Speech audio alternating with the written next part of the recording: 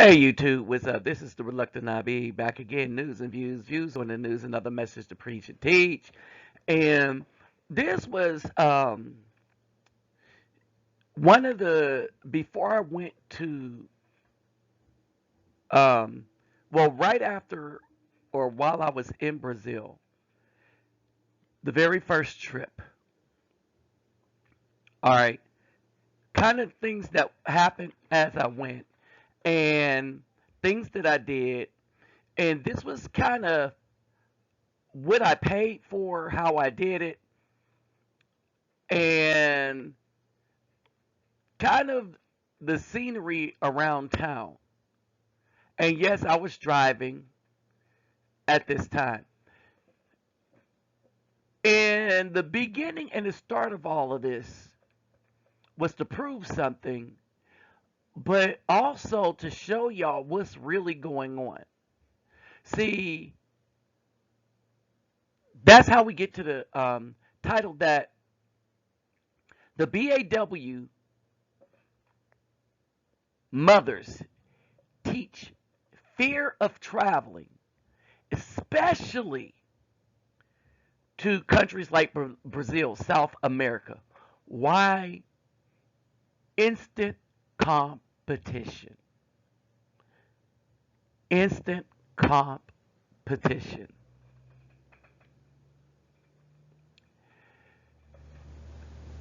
The male will see firsthand how to be treated with dignity instead of being slapped around in public in the street and then being lauded by the Caucasian media for beating your son up in the middle of the street and calling you super mom when you have four, what was it, six children by six babies' daddies.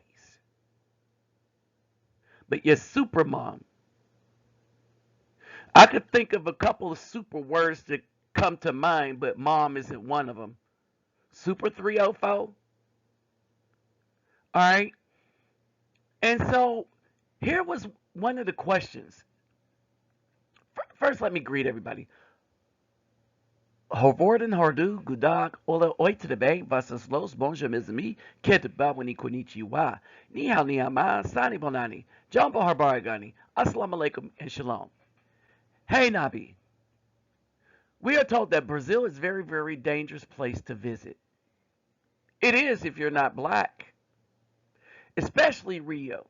Again, it is if you're not black, where tourists are routinely robbed. Okay, I haven't been robbed, but I don't do foolishness, right? I share a lot of my stuff too, so people don't feel that it's necessary to rob me. All right, that's why I never visit there. There's that fear tactic, right? This is all the evil stuff people that's never been there have told people, or Caucasians said to keep us from going there. And the funny thing is, these people that's being robbed, these Caucasians that keep being robbed, they keep going back. So what's the narrative here? Well, let's frighten these men because these women are thirsting for the Afro indigenous men. So let's keep them from going down there and finding out the truth. So he goes on to say, is that true? We are told that many African countries are dangerous to visit, especially for Americans. And again, you got a lot of white people that visit them. But in South America, there is a level of respect for the Afro indigenous man that visits that I've not known of anywhere else. All right. And you got that same level of respect for the Afro indigenous man in Europe. All right. Two places where I know pretty well. All right. I used to live in Europe. All right. So I can tell you that we are well appreciated there, especially in France and Germany, in South America, in Brazil. Desired. Not only appreciated, but desired. And y'all seen in later videos after this first one the desire for us. The Congo, Ethiopia, Nigeria. So look at all this. Look at all this fear. Who taught this to us? The Caucasian man that want us to stay on the plantation, and the black woman, our mothers. Why? To the black women, this is competition. And not only that, it exposes them for the wickedness that they have, the wicked ways that they have treated the able-bodied good men for our existence. I mean, as a people, and the men as individuals. He goes to say, I wonder if this is really true. So this is that video where I drive around and stuff and expose a little bit about Brazil. All right. And let people see for themselves. I even exposed the ugly. Carol says this: Islamic dream interpretation for human turns into cat will earn one's living through illicit practices, theft. Um, the she cat usually symbolizes an evil and deceitful woman. And this is what we're accustomed to seeing in the BAWs. All right, this is our lot. Let me remind you, let's get those thumbs up, like, share, subscribe. When you subscribe, click the notification bell. There's a drop down box, click that too. To donate, my PayPal me link will be in the description box along with my email. My email's there too for those that like to email me. And remember, you take care of yourself and family first before you donate to anybody. All right, so let's move on.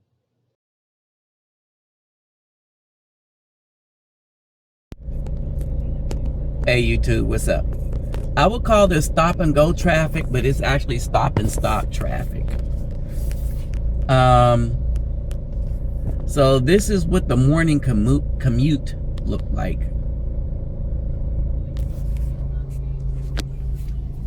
So you can stop and sightsee, see all the buildings up here and everything.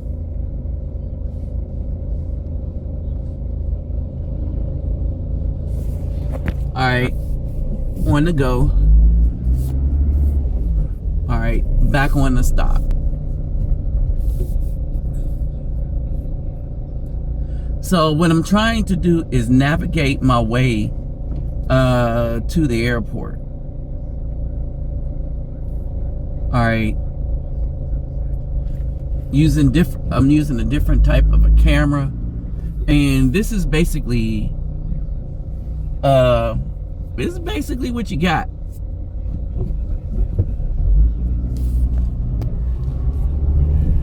So I'm gonna be keeping it in first mainly the whole way through here.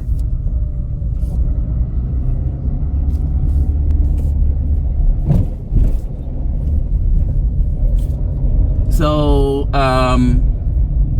this would be the morning commute. Bikes come in all different kind of ways. All right, I like this road, little road here. Now, see how the lady just walks across?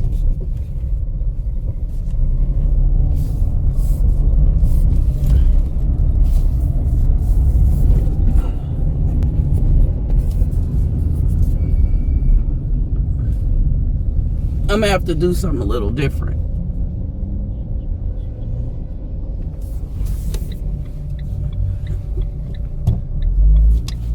Can I turn left?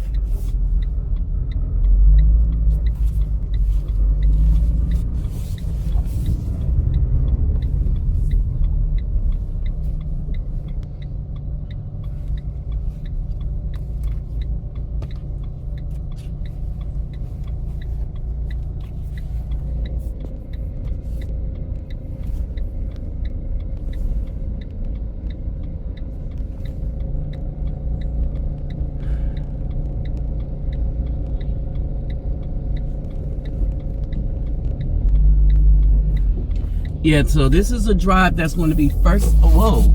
And see how the taxi just whip around? They drive like they got business.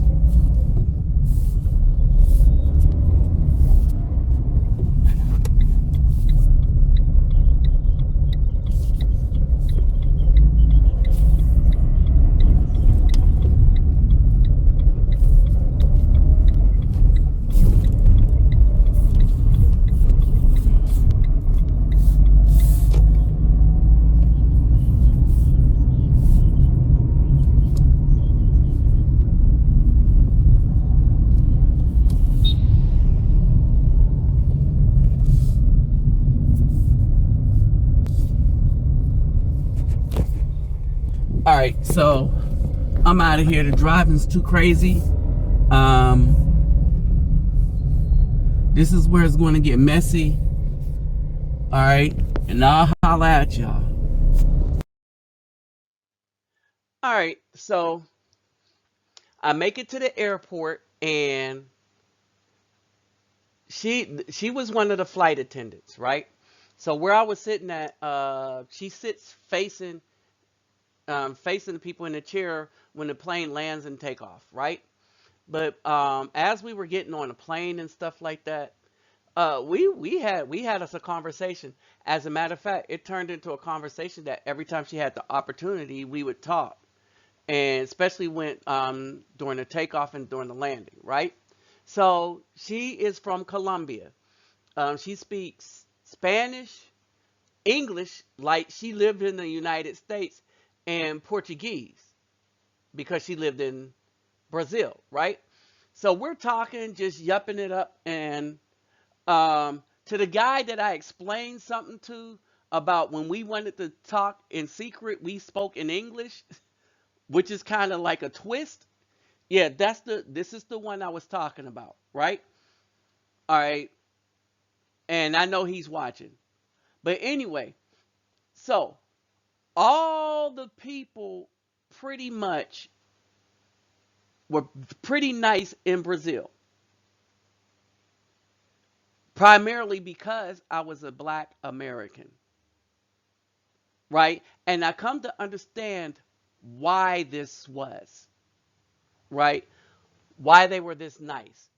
And it's just that black men have contributed so much to everybody's culture that we are famous for it, right? Um, when you look at urban culture, how people escape through dance and stuff like that, that we are admired for stuff. The soul music, funk music and stuff. They're listening to that. And I got something that y'all need to hear, right? And so basically they love our music. They love what the black culture have created as far as the music sound. In Brazil, yeah, I showed you the pictures where everybody wanted to take a picture with. And she and I, we had good conversation. We was talking as much as we could.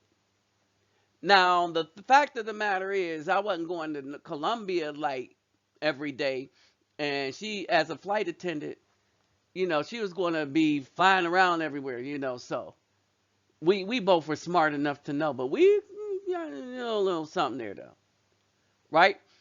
But anyway, the people of Colombia are beautiful, and I'm not talking because of the way they look.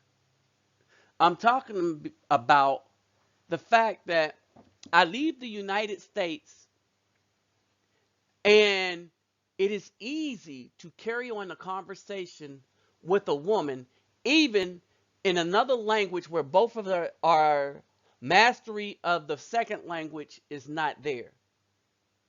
But out of a will to communicate and because of a mutual interest in each other, even on, no matter how low the level, right? No matter how low the level, because of that mutual interest, right? There's an effort on both parts to, have a conversation, come to something. With her, it was no problem. Perfect English. right? Perfect Spanish and perfect Portuguese, right? You could not detect like a heavy accent when she's speaking English. She's spoken like she's from California or something. And so we left knowing a lot about each other. Like I know when she started the job. I know a lot. Know what she liked to do. She knows what I like to do and stuff like that. You can have that conversation.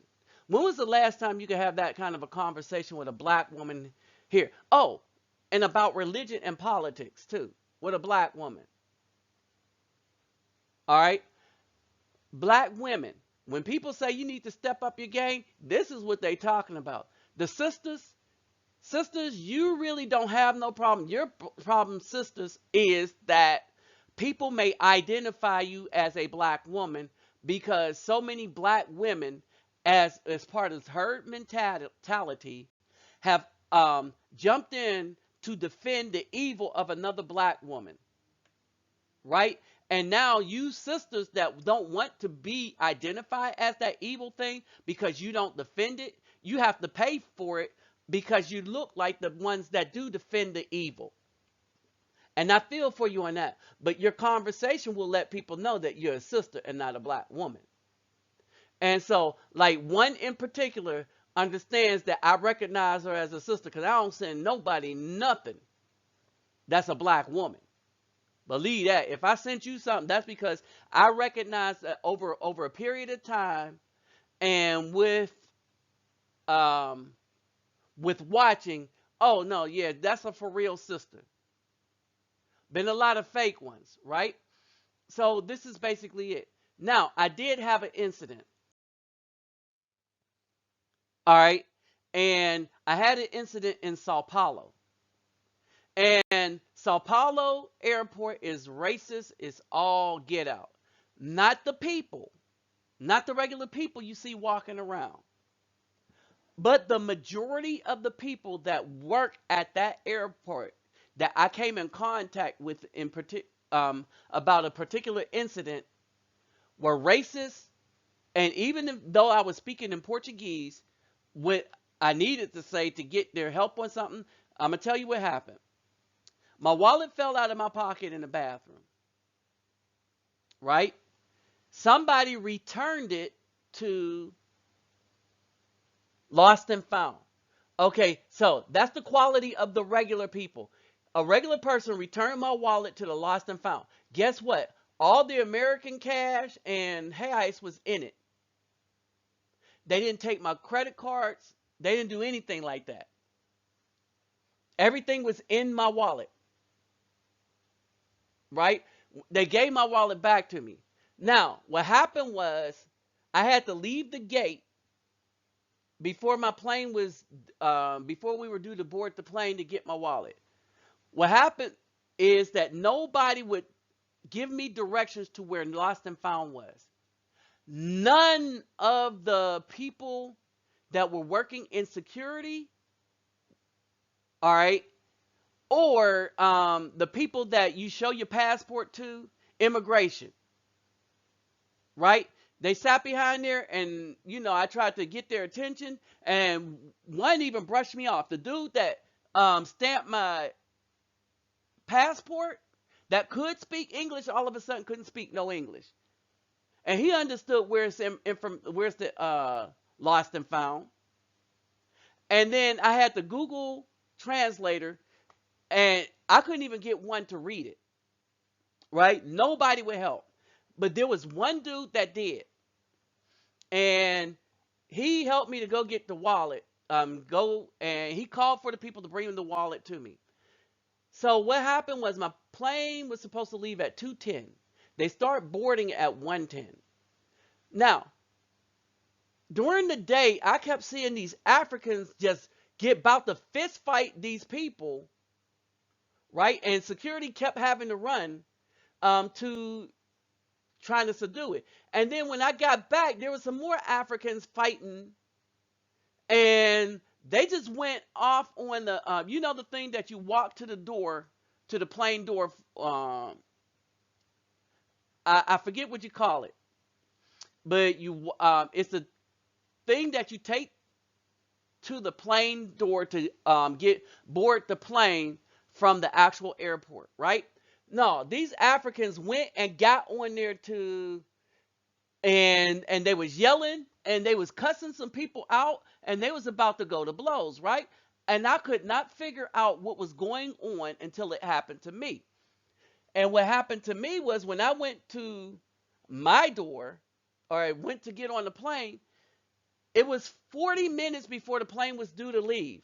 They told me they shut the door, couldn't open it again, that I couldn't get on, right?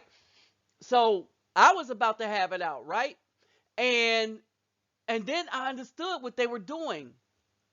They were shutting the door early for the black people that weren't there to force them to miss their flight, right? If they could force them to miss their flight, they could charge them double, right? But I wasn't having it. And so basically, I was like, okay, I'll just sue you. See, because I wear a brace and I try to do as much as I can. All right, but they didn't have anything for people with disabilities and stuff like that. And I was like, on that thing alone, you can sue the airport. And I'm still thinking about it. All right, because they got to their disability thing is the same as I think it's the same everywhere in the world where you see the little blue thing, and they have to take care of them issues to the best of their ability, right? They wouldn't open the door. I knew that I needed to get out of the airport. The dude said the best they could do is get me to Colombia for free. And I was like, no, y'all need to get me home. But then I said, you know what? I understood that that these people were racist. All the fights was that they were doing this to African or black like people, and it was a bunch of them, like 3 or 4 in the single day that I was there, right? And so they put me on an early flight, or they put me on the next flight to go to Colombia. When I got to Colombia, a total switcheroo, right? A total switcheroo. Sao Paulo Airport, understand this, they're racist. You better be on your P's and Q's. You can't, nothing can go wrong. If something go wrong, they'll try to screw you, right? But I wasn't having it, and he understood lawsuit, so they got me on the next plane, right? Um, these people, all right, this was the same airport where the people working for them would let me on the plane, but put me on the next flight, right? When I got to Colombia, these people fixed it. They fixed everything. They got me back, didn't have to pay anything, and all right, it was all good, right? So I didn't want to come back here and say that, oh, everything is flowers and rainbows in Brazil, because it's not flowers and rainbow. The same way people are probably doing this in Detroit, they're doing this in Brazil. There are people actually laying out on the sidewalk and stuff, and they have a lot of problems. The Olympics coming to Brazil probably was the worst thing that could happen to them because of the corruption from the government. This is what got Dilma Rousseff in trouble, right? And despite this, the people are still nice, right? Now, there are places you just shouldn't go. Period. There are places your behind just should not go. Like in Detroit, places you shouldn't go. Like in Chicago, places you just shouldn't go. Your behind might get shot there in Chicago or Detroit. You just shouldn't go there, right? So if you can avoid the places that are likely to be dangerous, because you have some habit, and and even when you leave home, you feel like you must, be in a certain state of mind, and only the green can get you there. No, you don't do that when you're traveling. You don't go somewhere and get drunk by yourself when you're traveling, right? And you don't put yourself in compromising situations when you're traveling, especially when you're traveling by yourself. All right. So I was good. When I wanted to go somewhere, not take a taxi, I took the car. I walked mainly a lot of the other places. I lost weight. I lost inches on my waist. Now I got to get my energy back up because of, all the downtime from exercising, right? And, I got to try harder now because with all the injuries, you just can't let it go. But I'm not bringing back rainbows and puppy towels and suckers and stuff like that. But the people were nice, and I it is a place where a man can make something there. A black man can make something there, find him a good woman and make something there. But then not a good place for an Israelite man. I'll explain that in a minute. Well, not in a minute. That's going to be an upcoming video. Strong family values, which is good, but like when the seven churches in Revelation, but I have one thing against thee and stuff like that. They got a big glaring problem, all right, that has nothing to do with you being able to make it. You can make it here as a man, but you got to give something up to do it. All right, not blood or anything. All right, but there is a different kind of family culture, right? So I'll explain that in another video. Meanwhile, check this out. This is me in the taxi. Okay, YouTube, y'all gotta hear this. Me and Mrs. Jones sung in Brazil. Hey, Mrs. Jones. Mrs. Jones, Mrs. Jones, Mrs. Jones. It's good. It's the music. They Look like out. old school here. Look out. Oh, muito obrigado. All right, I'm thanking him because he just gave me a bunch of money.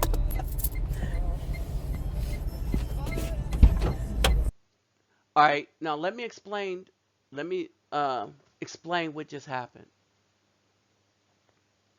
Um, what happened is that, remember, in another video I told you about some coins that the hotel gave me.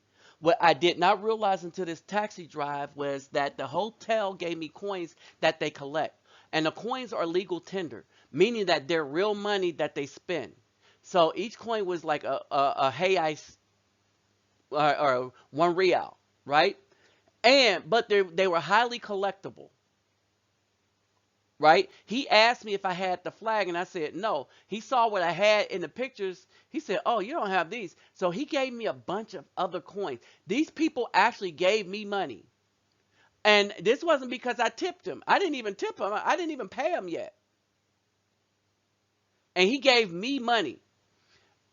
What I'm saying about the people is everything is everything is based on how you are, right? They don't want to be known as this, the party central, all the time, right? They some of the times they just want to be known as good people that have some issues, right? But overall, they're good people and they're kind to people. And if you're kind back, you might walk out with collectible change. With that said, I'm out. All right, y'all, keep this in mind. Don't fall for the cracker food.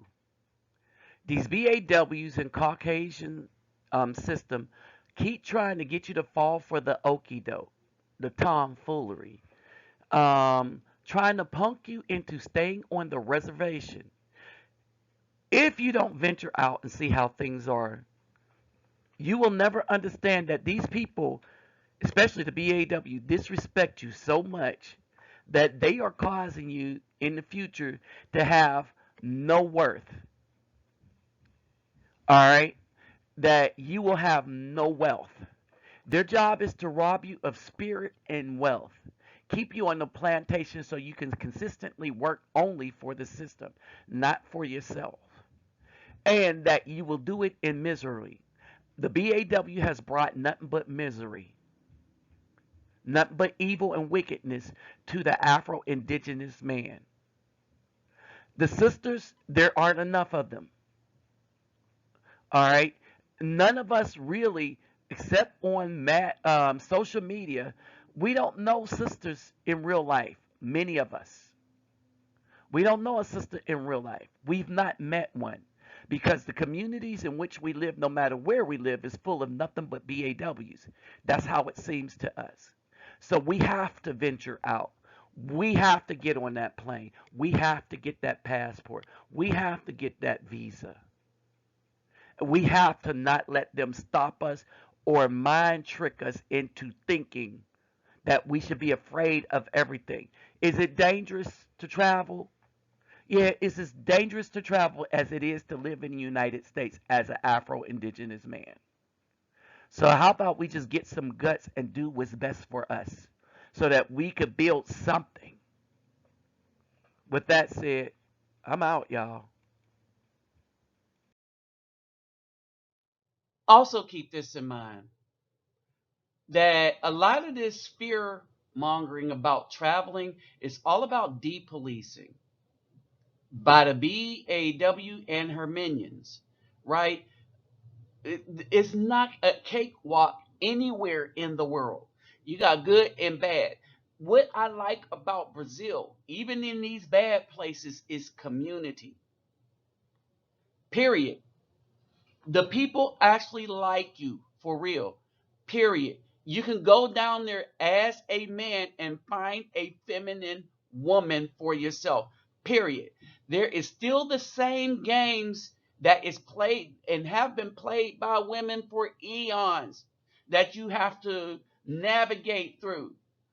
But you have a better chance, a 99% better chance in my view, to find a woman to have a solid relationship with there in Brazil, if you're an Afro man, more so than going to Africa and all the rest of that, is because the African women are looking for Caucasian men.